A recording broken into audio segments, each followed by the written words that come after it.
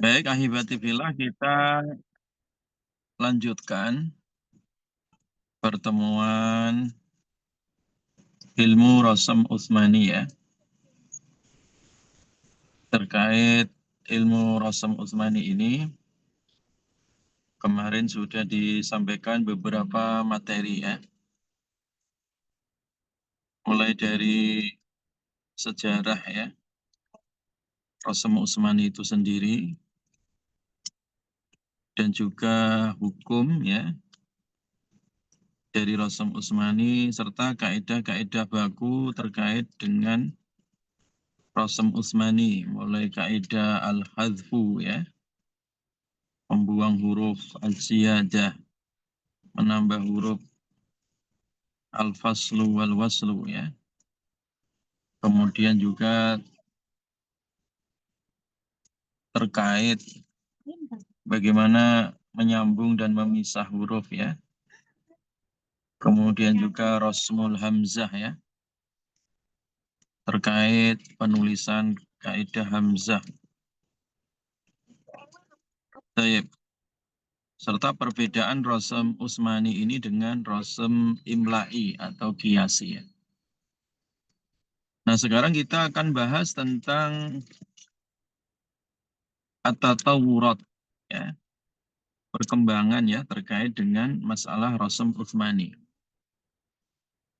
Nah, yang pertama ya terkait dengan masalah al-khata ya.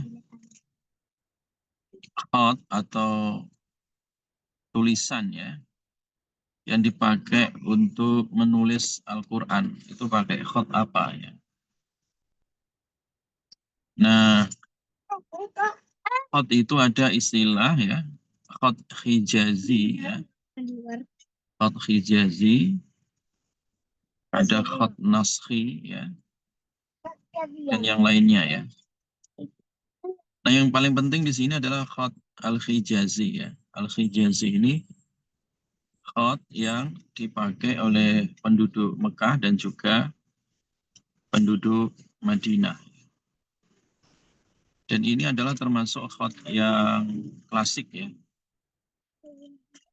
Nah, mushaf Utsman yang ditulis dengan Rasam Utsmani itu menggunakan khat apa? Nah ini, menggunakan khat apa? Nah, hasil dari penelusurannya, mushaf yang dinisbatkan kepada Utsman ya, yang sampai hari ini itu masih tersimpan di Museum Topkapi di Turki. Jadi di Turki itu masih tersimpan eh, naskah ya, mushaf yang dinisbatkan kepada Utsman. Itu ternyata ya khatnya itu menggunakan khat Hijazi ya, khat Hijazi ya. Dan memang khat Hijazi itu disebut Hijazi itu karena memang kebiasaan masyarakat Hijaz ya. Hijaz itu berarti masyarakat Mekah dan Madinah waktu itu ya. Mereka kalau nulis tulisan Arab itu menggunakan khat Hijazi ya. Itu dikenal khat Hijazi. Khat Hijazi itu untuk khat al-Makki dan khat al-Madani ya. Nah, kemudian seiring dengan perkembangan zaman ya terkait masalah penulisan khat ini. Nah, penulisan khat itu ya, khat untuk menulis tulisan Arab itu berkembang ya. Nah, yang kalian lihat itu ya di mushaf-mushaf cetakan Madinah, cetakan Indonesia sekarang itu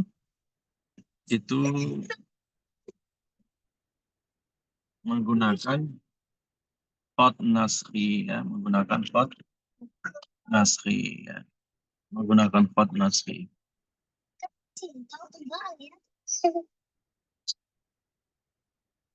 Jadi menggunakan khat naskhi ya. Nah, khat naskhi ini kenapa digunakan? Karena khat naskhi ini mudah ya. Yang pertama kali menggunakan khot naskhi itu adalah Ibnul Bawwab ya. Ibnul Bawwab ya, khot naskhi ini yang kalian lihat di mushaf-mushaf sekarang itu menggunakan khot naskhi itu dipilih ya seiring dengan perkembangan ya, dan seiring untuk memudahkan masyarakat ya, kaum muslimin di dalam membaca Al-Quran, maka dipilih khot naskhi ini ya. Tujuannya adalah untuk memudahkan ya, tujuannya adalah untuk memudahkan ya. Tapi ibadati billah yang diberkahi oleh Allah Subhanahu wa taala. Nah, demikian juga kalian jumpai ya, kalian jumpai di penulisan mushaf kontemporer sekarang itu ada harokat, ada tasydid ya kan. Nah, sementara di al-marhalah al-ula ya, di zaman awal itu, di zaman Nabi Shallallahu Alaihi Wasallam, di zaman Abu Bakar, di zaman Utsman itu belum ada harokatnya dan belum ada titiknya ya. Jadi zaman sahabat dan di zaman Nabi itu belum ada harokat dan titiknya ya. Jadi tidak ada syakalnya, tidak ada nukotnya, tidak ada nuktah ya. Itu di zaman awal ya. Nah kemudian datanglah Abul Aswad Ad-Du'ali ya. Abul Aswad Ad-Du'ali inilah yang kemudian menambahkan harokat ya. Harokat ditambahkan tujuannya supaya terbaca gitu ya. Karena Islam ini berkembang meluas itu ya. Pertemuan antara orang-orang Arab yang memang bahasa ibunya adalah bahasa Arab dengan orang-orang Ajam ya, non-Arab. Ini ketika membaca tulisan Arab tanpa harokat, tanpa titik itu agak sulit ya. Apalagi mereka tidak hafal Quran ya. Maka untuk memudahkan itu dikembangkanlah tadi harokat oleh Abul Aswad Ad-Du'ali. Nah kemudian berikutnya ditambahkan juga titik ya. Titik-titik ajam ya. Untuk memudahkan orang-orang ajam. Itu di zaman Nasr bin Asim Al-Laisi. Ya. Nah kemudian datang lagi ke generasi berikutnya di zaman Imam Khalil bin Ahmad Al-Farahidi. Itu juga menambahkan ya, mengembangkan tadi apa yang sudah dilakukan oleh Abul Aswad Ad-Du'ali. Nah beliau menambahkan harokat ya, bentuk harokat dan juga alif ya. Kemudian ditambahkan hamzah tasydid ya. Sampai hari ini ya. Nah di hari ini pun masih ditambahkan ya, masih ditambahkan terkait tanda untuk memudahkan. Misalkan ya kalau kalian lihat di Mushaf Madinah sekarang itu ada tanda nol kecil ya, ada apa? Nol kecil. Ada nol bulat, as-sifr al-mustadirah. Ada nol tapi memanjang ya, as-sifr al-mustatil ya. Di atas alif itu. Pernah lihat kan kalian itu ya? Ada tanda apa namanya? Tanda huruf nol gitu, angka nol ya. Bulat, ada angka nol memanjang ya. Itu namanya as-sifr ya, tanda. Tujuannya apa? Untuk memudahkan, oh ini panjang, ini pendek ya. Di atas alif kalau dia bulat ya, oh berarti apa? Pendek. Kalau itu memanjang berarti panjang bacaannya kan gitu. Nah, demikian juga ada tambahan wawu kecil, ada alif kecil, ada nun kecil ya. Itu juga tambahan-tambahan yang sifatnya baru ya, kontemporer itu. Ya, sifatnya baru ya. Nah, ditambah lagi sekarang ada Quran yang apa tulisannya mushafnya ada warnanya, ada apa tanda-tanda tajwidnya sekarang itu berkembang seperti itu. Tujuannya adalah untuk memudahkan ya, untuk apa tadi? memudahkan. Hanya saja rosemnya itu tidak berubah. Yang berubah itu adalah syakal atau harokat atau titik atau tasdid ya atau tanda-tanda yang itu diperbarui tujuannya untuk apa? Memudahkan masyarakat di dalam apa? Membacanya. Jelas ya? Itu adalah tatawurat ya, perkembangan di dalam penulisan apa tadi? Eh, mushaf ya, di dalam penulisan khat mushaf ya, di dalam penulisan khat mushaf ya. Jelas ya? Tapi Pak Hibatibillah yang diberkahi oleh Allah Subhanahu wa Ta'ala ya. Nah, kaidah-kaidah baku yang kemarin sudah kita ajarkan mulai al-hadfu, az-ziyadah dan seterusnya itu tidak berubah. Itu tidak berubah. Yang berubah sekarang itu hanya masalah harokat atau masalah tanda wakof ya. Ada tanda wakof. Tanda wakof pun itu sifatnya ijtihadi ya. Ijtihadi. Karena kalau kalian lihat ya tanda wakof di Mushaf Madinah dengan Mushaf Indonesia itu berbeda ya. Contohnya misalkan kalau di Mushaf Madinah itu menggunakan pedoman setiap ujung ya. Ayat itu diwakafkan ya. Ya. Cukuplah berhenti di situ ya. Tetapi di Mushaf Indonesia tidak ya. Di Mushaf Indonesia tidak. Di zamannya Mbah Arwani Kudus ya.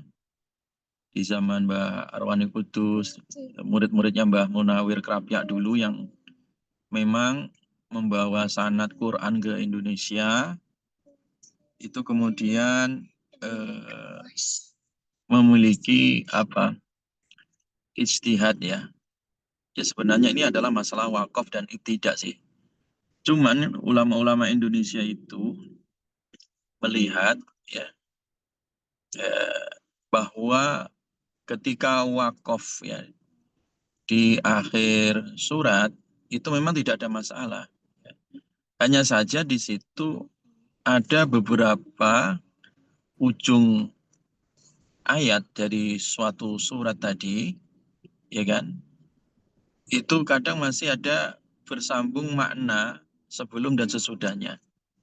Contoh misalkan, fawailun lil musallin, ya, fawailun lil musallin. Itu kan artinya maka celakalah bagi orang-orang yang sholat. Itu kan udah ayat itu, ya. Itu udah ayat. Kalau di Quran Madinah pun itu udah wakaf gitu. Tapi kalau kalian perhatikan di Quran Indonesia itu pasti ada tanda bahwa wasol itu lebih utama. Kenapa? Karena masih ada keterkaitan dengan ayat setelahnya. Fawailun lil musallin alladzina hum an salatihim sahun. Nah, kenapa itu dikasih tanda itu oleh ulama-ulama Indonesia di dalam masalah wakaf dan ibtidak? Karena khawatir kalau orang membaca fawailun lil musallin, kemudian dia berhenti gitu, berhenti sarapan dulu atau berhenti beli telur dulu keluar gitu, berhenti di situ kemudian belanja atau berhenti ditinggal tidur kan bahaya itu. Padahal itu nanti bisa merusak makna fawailul lil musallin atau orang ngimamin misalkan ya ngimamin malah berhentinya di fawailul lil musallin Allahu Akbar kan kacau kan akhirnya kan. Maka inisiasi dari Mushaf Indonesia itu tidak semua dari ujung dari suatu ayat itu kemudian dikasih tanda wakaf tidak ya. Tidak otomatis wakaf di situ ya. Karena terkadang ada keterkaitan antara ayat dengan ayat berikutnya. Contoh sederhana yang tadi itu. Fawailul lil musallin alladzina hum an salatihim sahun. Afdolnya seperti itu, yaitu dulu bagaimana para ulama-ulama Indonesia seperti Kiai Arwani Kudus, Kiai Munawir Krapyak yang kemudian menjadi standarisasi mushaf Indonesia itu kemudian menyimpulkan bahwa tidak semua di ujung ayat itu wakaf tidak ya, tapi masih ada keterkaitan antara ayat yang satu dengan ayat setelahnya itu ketika ada keterkaitan maka dikasih tanda lah untuk apa? Tetap terus itu ya, diwasolkan ya, bukan berhenti di situ. Walaupun itu masalah-masalah yang sifatnya pilihan ya. Jelas ya? Nah, hal-hal yang seperti ini perlu kalian ketahui ya, perlu kalian ketahui supaya kalian bisa mencerahkan, bisa memahamkan diri dan juga masyarakat. Dan juga yang terakhir adalah perkembangan di dalam penulisan mushaf ini juga di percetakan ya di Madinah itu juga mulai dikembangkan secara khusus ya. Misalkan gini, ini misalkan mushaf ini ditulis dengan Rasm Utsmani, kemudian riwayatnya siapa? Riwayatnya Hafiz ya dari Imam Asim ya dari qiraat Imam Asim. Itu udah dibentuk satu mushaf. Kemudian mushaf untuk apa namanya? Imam Nafi ya qiraatnya Imam Nafi itu satu mushaf ada ya. Qiraatnya Imam siapa lagi? Ibnu Katsir misalkan. Itu sudah dicetak tersendiri satu mushaf satu mushaf. Ini juga perkembangan penulisan yang sangat memudahkan ya. Karena kalau orang-orang Asia itu rata-rata qiraatnya Imam Asim ya, riwayat Hafiz dari Imam Asim. Tapi kalau orang-orang Afrika itu rata-rata mereka ngambil apa? Riwayat Imam Kolon ya.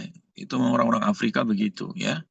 Orang-orang Afrika itu saya dulu waktu belajar di Mekah itu banyak teman-teman Afrika itu mereka membaca setiap harinya ya riwayat-riwayat apa Imam Kolon ya atau Imam Warosh ya.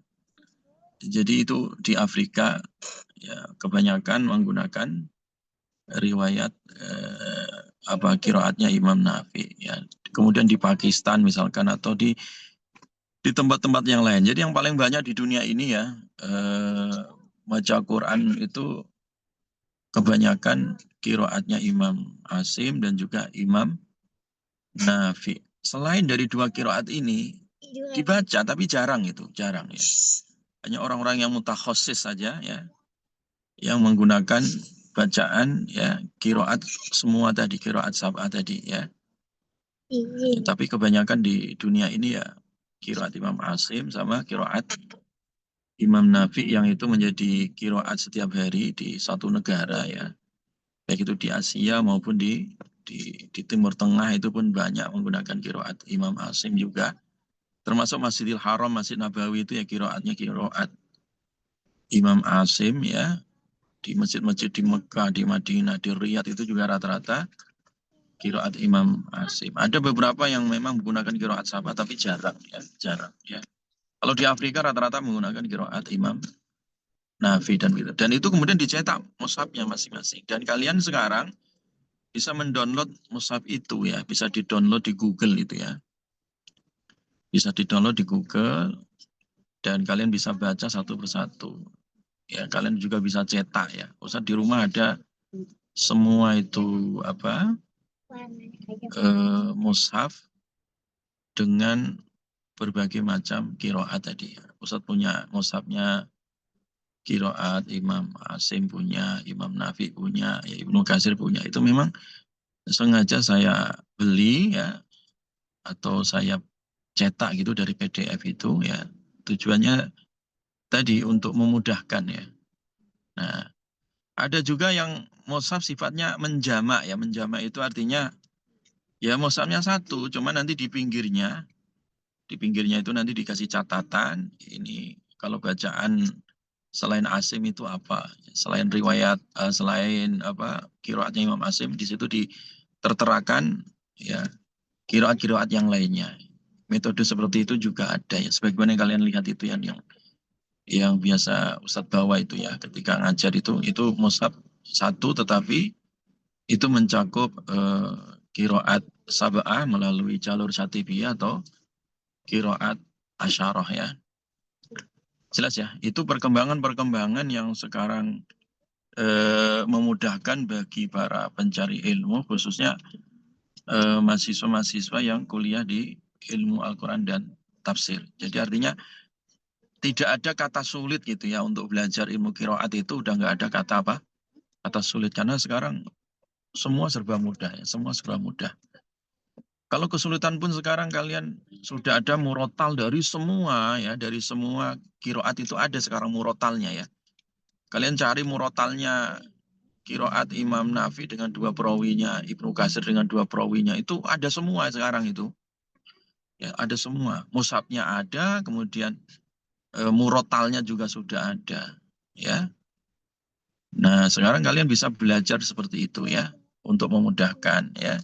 Selain berguru juga kalian punya kemahiran tadi. Orang mahir itu kan kalau dia lancar, ya lancar itu kan sering mendengar, sering diulang. Dan benar gitu ya.